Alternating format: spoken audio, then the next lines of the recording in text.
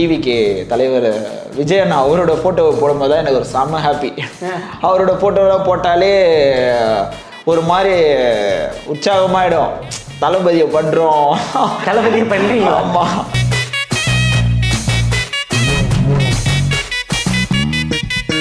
தளபதியை டாட்டா போட்டேன் ப்ரோ.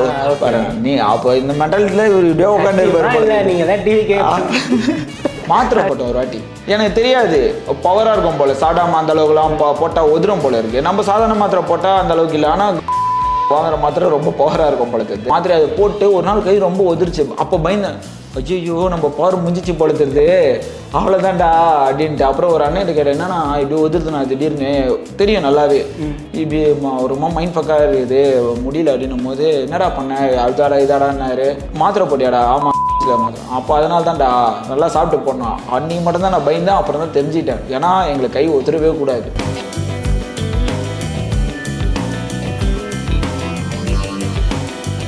ஒருத்தவங்களோட குழந்தை இறந்துட்டாங்க. அந்த இறந்த குழந்தைய டாட்டூவாக போட்டப்போ அவங்க அழுதாங்க, இனிமேல் என் பையன் என் கூடயே இருப்பான், லைஃப் லாங் இருப்பான்ல அப்படின்ட்டு அழுகுறாங்க. அப்போ அந்த லைஃப் லாங்கு அழுகுறது எமோஷன் கனெக்ட் ஆகும்போது தான் ஓகே இது ஆர்ட்டு கிடையாது, இது ஒரு எமோஷன் அப்படின்றது எனக்கு புரிய வந்தது. அங்கேருந்து நான் எமோஷன் மெமரிஸ் க்ரியேட் பண்ணோன்னா ஸ்டூடியோ வாங்க அப்படின்ற மாதிரி சொல்ல ஆரம்பிச்சிட்டேன்.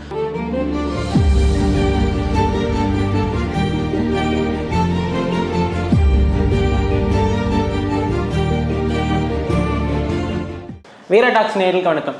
நீங்கள் நம்ம கூட சேட்டை ராஜேஷ் வந்திருக்காரு. அவர் கூட சேர்ந்து நம்ம நிறைய சேட்டைகள் பண்ண போகிறோம். வணக்கம் ராஜேஷ்.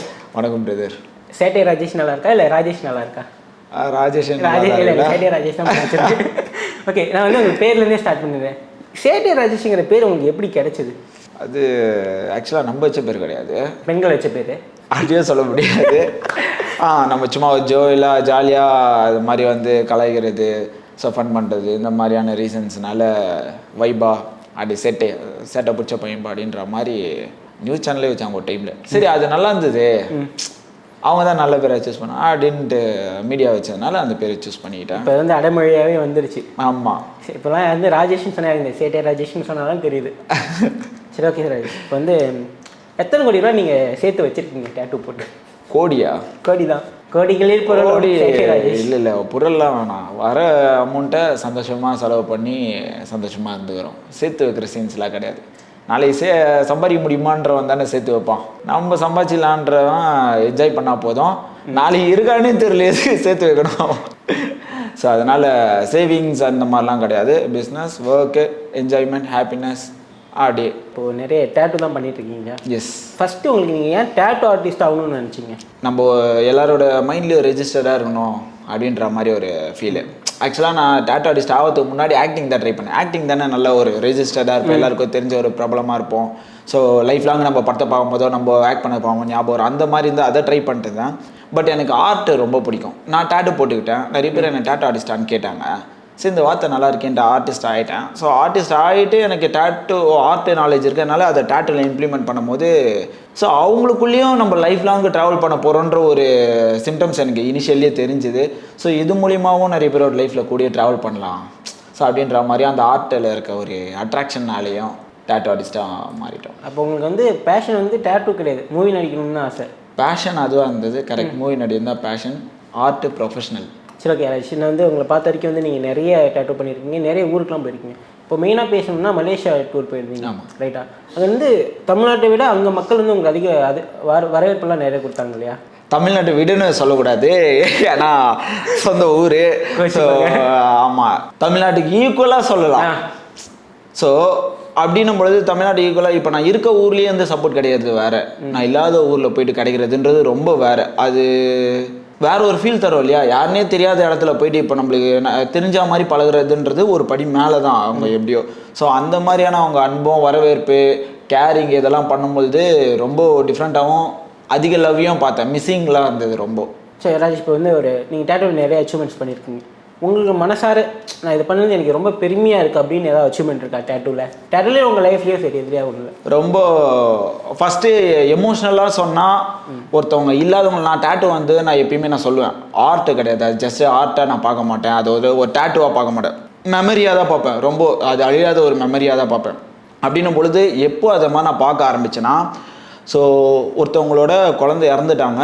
அந்த இறந்த குழந்தைய டாட்டூவாக போட்டப்போ அவங்க அழுதாங்க. இனிமேல் என் பையன் என் கூடயே இருப்பான், லைஃப் லாங் இருப்பான்ல அப்படின்ட்டு அழுகுறாங்க. அப்போ அந்த லைஃப் லாங்கு அழுகுறது எமோஷன் கனெக்ட் ஆகும்போது தான் ஓகே இது ஆர்ட்டு கிடையாது, இது ஒரு எமோஷன் அப்படின்றது எனக்கு புரிய வந்தது. அங்கேருந்து நான் எமோஷன் மெமரிஸ் க்ரியேட் பண்ணோன்னா ஸ்டுடியோ வாங்க அப்படின்ற மாதிரி சொல்ல ஆரம்பிச்சிட்டேன். ஸோ அப்படின்னு பார்க்க சொல்ல எனக்கு நிறைய பேரோட லைஃப்பில் மிஸ் ஆனவங்கள, அவங்கவுங்க லைஃப்லேருந்து தவறிடுவாங்க. அவங்கள தான் மேக்ஸிமம் போட்டுப்பாங்க.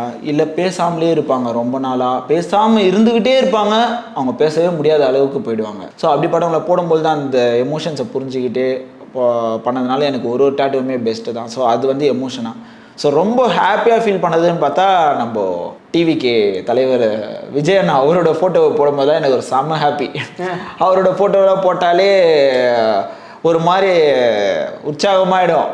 தளபதியை பண்ணுறோம், தளபதியை பண்ணுறீங்க. ஆமாம், தளபதியை டாட்டாவை பண்ணுறோம் ப்ரோ. நீ அப்போ இந்த மென்டாலிட்டியில் ஒரு வீடியோ உட்காந்து இருப்பாரு. நீங்கள் தான் டிவிகே அப்படி நீங்கள் அதனால கேட்டேன். தளபதியோட முகத்தை நம்ம பண்ணும்பொழுது ஒரு ஹாப்பினஸ், சரியான ஹாப்பினஸ் இருக்கும் இல்லையா? ஸோ அவரோட பேரோ இல்லை அவரோட லோகோவோ இல்லை அவரோட ஃபேஸை போடும் போது ஹாப்பியாக இருக்கும். அது மாதிரி நிறைய ஹாப்பினஸ் இருந்துகிட்டு இருக்கும் ப்ரோ. இது எல்லாமே எனக்கு வந்து ஒரு டேட்டுவுமே நல்ல ஒரு மெமரிஸாக இருக்கும். ஃபீல் ப்ரௌடாக தான் இருக்கும். அது முடித்த உடனே அந்த ஒரு கிளாரிட்டி அப்படின்னு பார்க்கும்பொழுது. அதே மாதிரி முருகர் டேட்டு போடும்பொழுது நம்மளுக்கே நம்ம சக்தி வந்துட்டு அது மாதிரி ஃபீல் ஆகிடும். ஸோ இது மாதிரி ஃபஸ்ட்டு பண்ண டேட்டு என்ன? ஃபஸ்ட்டு பண்ணதே என்னோடய கசின் ஒருத்தருக்கு அவர் தான் நம்பி கை கொடுத்தாரு. ஸோ அவருக்கு பண்ண அந்த ஃபஸ்ட்டு சக்ஸஸ்னால தான் அத்தை டேட்டுவாக போனோம். ஸோ அம்மா குழந்தை சேர்ந்துருக்கா மாதிரி சேர்ந்து தான் இருக்கணும், நடுவில் கேப் நான் சேர்த்தே போட்டேன், சமாளிச்சிட்டேன். பிரிஞ்சிருந்தா நல்லா இருக்காது அதனால் சேர்த்தே போட்டேன் அப்படின்ட்டு. ஸோ அதுதான் என்னோடய ஃபஸ்ட் டேட்டு. ஓகே, இப்போ இது வரைக்கும் எத்தனை டேட்டு நீங்கள் பண்ணியிருக்கீங்க? அப்ராக்ஸாக நான் மட்டும்னு பார்த்தா என் லைஃப்பில் ஒரு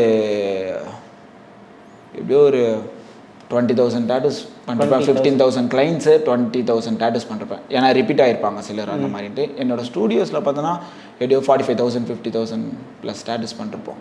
ஓகே, இத்தனை டேட்டூ பண்ணியிருக்கீங்க. என்னைக்காச்சும் ஏதாவது ஒரு டேட்டூ பண்ணும்போது பயந்துருக்கீங்களா? இந்த டேட்டூ பண்ணும்போது கை நடுங்குது அதெல்லாம்? மாத்திரை போட்டேன் ஒரு வாட்டி, கவர்மெண்ட்டில் ஜிஹெச்சில் கொடுத்த மாத்திரையை போட்டேன். எனக்கு தெரியாது பவராக இருக்கும் போல், சாடாமல் அந்த அளவுக்குலாம் போட்டால் உதிரும் போல் இருக்குது. நம்ம சாதாரண மாத்திரை போட்டால் அந்த அளவுக்கு இல்லை. ஆனால் கவர்மெண்ட் ஹாஸ்பிட்டலில் வாங்குற மாத்திரை ரொம்ப பவராக இருக்கும் போல தெரியுது. ஜிஹெச்சில் கொடுத்த மாத்திரை அதை போட்டு ஒரு நாள் கை ரொம்ப உதிர்ச்சு. அப்போ பயந்தேன், ஐயோ நம்ம பவர் முடிஞ்சிச்சு போல தெரியுது, அவ்வளோதான்டா அப்படின்ட்டு. அப்புறம் ஒரு அண்ணன் கேட்டேன், என்னன்னா இப்படி உதிர்த்து நான் திடீர்னு தெரியும் நல்லாவே இப்படி ரொம்ப மைண்ட் ஃபக்காக இருக்குது முடியல அப்படின்னும் போது என்னடா பண்ணேன் இதாடான்னாரு. இல்லைண்ணா உடம்பு சரியில்லைண்ணா, நான் என்னண்ணா பண்ண போகிறேன் அப்படின்னு. மாத்திரை போட்டியாடா? ஆமாம் ஜிஹெச்சில் மாத்திரை. அப்போ அதனால தான்டா நல்லா சாப்பிட்டு போடணும். அன்றைக்கி மட்டும்தான் நான் பயந்தேன். அப்புறம் தான் தெரிஞ்சுக்கிட்டேன், ஏன்னா எங்களுக்கு கை ஒத்துறவே கூடாது ஒரு ஆர்ட்டுன்னும் பொழுது. ஸோ அதுலேருந்து கரெக்டாக ஆகிடுச்சு. அப்போ நான் ஒரு வாட்டி பயங்கரமாக பயந்தேன், முடிஞ்சிச்சு போல் லைஃபே அவ்வளோதான், கை ஒதுருச்சுன்னா எப்படி போட முடியும், அதனால மட்டும்தான். சரி ராஜேஷ், இப்போ வந்து உங்களுக்கு ஒரு பிம்பம் ஒன்று இருக்குது. சேட்டை ராஜேஷ்னா வந்து நிறைய ஜாலியாக இருப்பார், நிறைய வந்து ஜாலியாக ஊர் சுற்றுவார் இருக்கணும். ஆனால் நீங்கள் பண்ணுறதுக்கு பின்னாடி வந்து ஒரு சில கம்ப்ளைண்ட்ஸும் வருது. இவன் என்னப்பா வந்து வயசு பசங்களை கெடுக்கிறான். இப்போ உங்களை ஃபாலோ பண்ணுறாங்களா நிறைய சின்ன பசங்க நிறைய ஃபாலோ பண்ணுறாங்க. இப்போ நீங்கள் பண்ணுறதை பார்த்து நிறைய பேர் கெட்டு போகிறாங்க. இப்போ நீங்கள் வந்து நிறைய டூர் போகிறீங்க, நிறைய குடிக்கிற மாதிரி போகிறீங்க, சிகரெட் பிடிக்கிற மாதிரி போகிறீங்க. இதை பார்த்து நிறைய பேர் கெட்டு போகிறாங்க அப்படிங்கிற ஒரு பிம்பம் இருக்குது. அதுக்கு நீங்கள் என்ன சொல்கிறீங்க? அது ஜஸ்ட்டு ரீலாக தானே பண்ண, ரியலாக பார்க்கக்கூடாதுல்ல. அந்த பிம்பமே நான் க்ரியேட் பண்ணது, நான் பண்ணது. இது இப்படி பார்க்க சொல்லி என்டர்டெயின் மட்டும்தான் நம்ம பண்ணுறோம். சினிமாவும் சரி, இன்ஸ்டாகிராம், சோஷியல் மீடியாலாம் சரி, ரியல் லைஃப் கிடையாது. ரியல் லைஃப் வேறு. ரியல் லைஃப் ஆனால் என் கூட ஒரு நாள் ட்ராவல் பண்ணாங்கன்னா தெரிஞ்சிடும் அவங்களுக்கு என்ன ரியல் லைஃப்ன்ட்டு. என் கூட ட்ராவல் பண்ணுறேன், என்னை சுற்றி இருக்கவங்க எல்லாருமே தெரியும் நான் யாருன்ட்டு. நான் காட்டுறது என்னன்றது பார்க்குறவங்களுக்கு தெரியும். ஸோ அதனால் டிஃப்ரெண்ட். எப்பயுமே நான் அதான் சொல்லுவேன், நான் குடிக்கிறமா போனால் குடிச்சிட்டு கேராக எங்கள் மட்டையாக போகிறதில்ல. சரி குடிக்காமனா அதை வச்சுட்டு பிடிச்சிட்டு இருப்போம் கிடையாது. நான் ஜாலியாக சுற்றுனேன். எல்லாமே வந்து ரீலுக்கு தவிர்த்து ரியல் கிடையாது. அதை தாண்டி நான் சமூக போராளியா அந்த மாதிரி என்னை ப்ரொஜெக்ட் பண்ணிக்கல நான். ஏன்னா எனக்கு அது வேலை கிடையாது. நான் அரசியலில் இப்போ நாட்டுக்காக நான் போராடல, இல்லை நான் என் வீட்டுக்காக சொத்துக்காக நான் போராடுறேன். நான் சினிமாவுக்கு போனோம், அதுக்கான வேலையை பார்க்குறேன். நான் ட்ராவல் பண்ணுறேன்னா நான் overall around the world travel பண்ணணும், நான் மக்களை ஏர்ன் பண்ணணும், அண்டு நான் என்னோடய மெமரிஸை க்ரியேட் பண்ணணும், நான் பண்ணுறேன். நீங்கள் என்ன பண்ணுறீங்க? ஸோ அதனால் ரீலாக பாருங்கள், ரியலாக பார்க்கணும். சரி, ஓகே. இப்போ உங்கள்கிட்ட ஒரு சுற்றி ஒரு கம்ப்ளைண்ட் ஒன்று இருக்குது. என்னென்னா நீங்கள் பண்ணுற கண்டென்ட்லாம் நீங்கள் நிறைய ரீச் ஆனது இன்ஸ்டாகிராமில் தான், மறக்க முடியாத ஒன்று. நீங்கள் பண்ணுறது எல்லாமே வந்து ஃபேக் கண்டென்ட்டு, நீங்கள் வந்து வேணும்னு ஆளுங்களை கூப்பிட்டு வச்சு டேட்டு பண்ணுறீங்க அப்படின்னு இருக்குது. நீங்கள் பண்ணுறது எல்லாமே வந்து 10 நிமிஷம் டேட்டு தான், டெம்பரரி டேட்டு போட்டுட்டு வந்து இது பண்ணிக்கிறேன் ஊரே ஏமாத்துறாரு அப்படின்னு இருக்கு. உண்மையா பொய்யா? கம்ப்ளைண்ட் ஆகுது. கம்ப்ளைண்ட் இல்லை வந்து இவர் வந்து ஃபேமுக்காக வந்து தேவையில்லாம ஆளுங்களை கூப்பிட்டு வந்து எடுக்கிறாருப்பா வந்து டெம்பரரியாக டேட்டு போடா. ஒரு டேட்டு டெம்பரரியா இல்லையான்றதே கண்டுபிடிக்கிற அளவுக்கு அவங்ககிட்ட நாலேஜ் இல்லைனா அவங்க சொல்கிறதெல்லாம் நம்ம கருத்துலேயே எடுத்துக்கூடாது. சொல்கிறாங்களே யாராவது ஒருத்தர் எழுந்து வந்து வீடியோ பிடிச்சிட்டு வந்துட்டு நான் போகிறேன் இன்றைக்கி டெம்பரரி டேட்டோ பார்க்க போகிறேன் எப்படி இருக்குன்னு வர சொல்லுங்கள், நாங்கள் காட்டுற டெம்பரரி எது ஒரிஜினல் எது அவருக்கே குத்தியே காமிச்சிடலாம். டெம்பரரியாக எப்படி ப்ரோ போட்டு அதை ஒரிஜினல்னு சொல்ல முடியும்? இல்லை அப்படிதான் வந்து நிறைய பேர் சொல்கிறாங்க. என்னன்னா நீ வந்து கண்டென்ட் கிடையாது, நம்ம சொல்லலாம் வீடியோக்காக. உண்மையா இல்லையா இது? டெம்பரரி போட்டு அதை ஒரிஜினல்னு சொல்ல முடியாது ப்ரோ. கண்டென்ட் வேணா கிரியேட் பண்ணலாம். இப்போ நான் போட்டுப்பேன் சும்மா நான் ஒரு பேரை போட்டு நான் இது பண்ணுறதோ மூஞ்சில் எப்படி வரைஞ்சி வச்சுட்டு நான் பண்ணுறதோ அது வேணா கண்டென்ட்டுக்காக பண்ணலாம், காமெடி கண்டென்ட்டுக்கு. லைவாக ஒருத்தவங்க ரிவ்யூ தரதில் வந்து நம்ம பண்ண முடியாது ஆஃப்கோர்ஸ். அப்போ அது வந்து முற்றிலும் பொய் அப்படியா? ஆமாம் ஆமாம், பொய் கிடையாது. ஆமாம், அவங்க சொல்கிறது பொய்யான விஷயம். அவங்க சொல்கிறது பொய்யான விஷயமா? சரி சரி, அவங்க தெரிஞ்சுட்டு. சரி, இப்போ நீங்கள் பண்ணதில் எக்ஸ்பென்சிவ் டேட்டுன்னா இது? நீங்கள் ரொம்ப எக்ஸ்பென்சிவ் அஃபோர்டபுள் இல்லை அப்படிங்கிற ஒரு டாக் இருக்குது. நீங்கள் பண்ணதில் எக்ஸ்பென்சிவ் டேட்டு எது? அஃபோர்டபுளாக கிடையாது ப்ரோ, அஃபோர்ட் பண்ண முடியும் அவங்க வாழ்க்கை தரத்தை பொறுத்து தான். ஸோ உங்களால் 100 ரூபா சம்பாதிக்க முடியல ஒரு நாளைக்கு.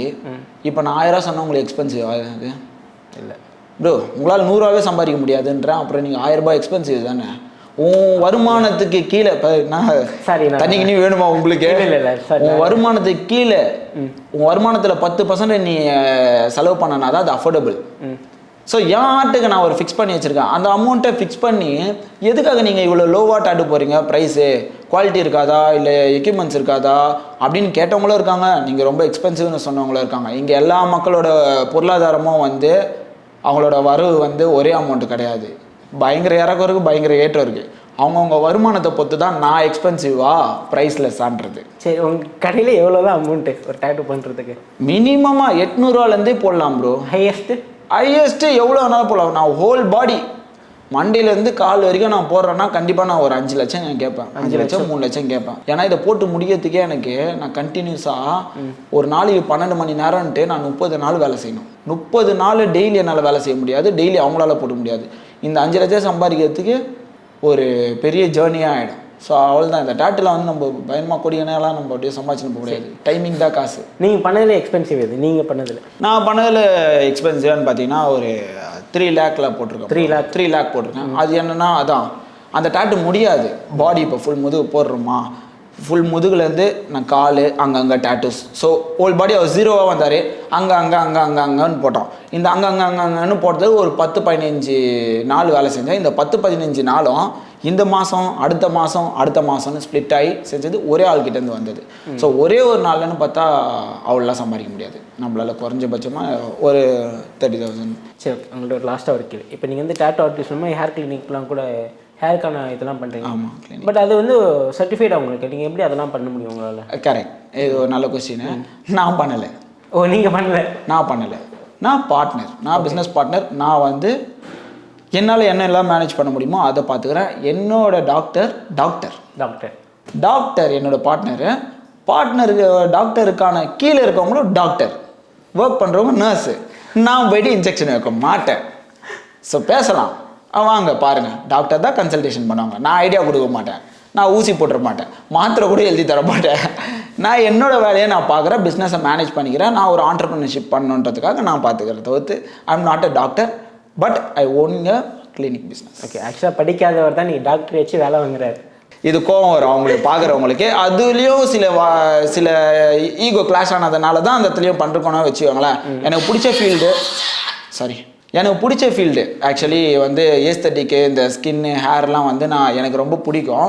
ஸோ அதனால் அந்த ஃபீல்டில் இருந்தேன். இன்னும் சில சமயத்துலலாம் நம்ம வந்து டேட்டூக்கு அகைன்ஸ்டாக பேசுகிறவங்களுக்கு வீடியோ போடும்போது நீ டாக்டர் மாதிரி பேசுகிற, இதெல்லாம் நீ சொல்லக்கூடாது அப்படின்னு சொல்லுவாங்க. அதனால் எதுக்கு, சரி நம்ம டாக்டர் கூட ஜாயின் பண்ணிடலாம். டாக்டரை விட கீழேயும் கிடையாது மேலேயும் கிடையாது, டாக்டராக கூட ஜாயின் பண்ணி வேலை செய்யலாம். நம்ம வீடியோ டாக்டர் இருக்காங்கப்பா அப்படின்ற மாதிரி. ஸோ ஆனால் அது பார்த்தீங்கன்னா ஒரு டைமில் எனக்கு பிடிச்ச பிஸ்னஸாகவே இருந்தது, எனக்கு பிடிச்ச ஒர்க்காகவே இருந்தது. நம்மளுது ட்ராவல் பண்ண ஆரம்பிச்சாச்சு. ஆக்சுவலாக நான் பார்த்த வரைக்கும் ராஜேஷ்னே யாருன்னா, எனக்கு சொன்னது வரைக்கும் என்னென்னா, நான் பார்த்த வரைக்கும் ராஜேஷ்னு ஒரு அரகண்ட், ரொம்ப திமிரு, ஒரு பெரிய ஆள், ஆட்டிடியூட். ஆனால் தலைவர் சத்தியமாக அப்படி இல்லை. நான் பார்த்த வரைக்கும் தலைவர் அப்படி இல்லை. ரொம்ப ஒரு ஸ்வீட்டான பர்சன். ஒரு சின்ன இடத்துல இருந்து இவ்வளோ பெரிய வந்திருக்காருன்னா அதுக்கு ஒரு பொறுமை எல்லாம் தான் காரணம். இன்னும் சந்தோஷமாகவும் இன்னும் பெரிய இடத்துக்கு போகிறதுக்கும் வாழ்த்துக்கள். நன்றி ப்ரோ, தேங்க்யூ.